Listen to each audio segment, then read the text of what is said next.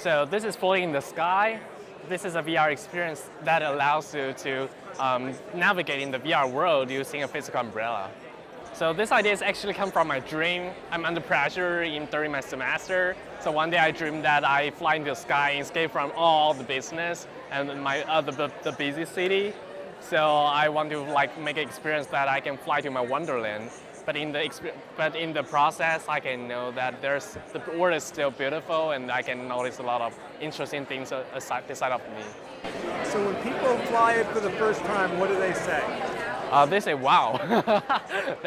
they say that's not unexpected experience. That they actually feel that they are floating in the sky with an umbrella.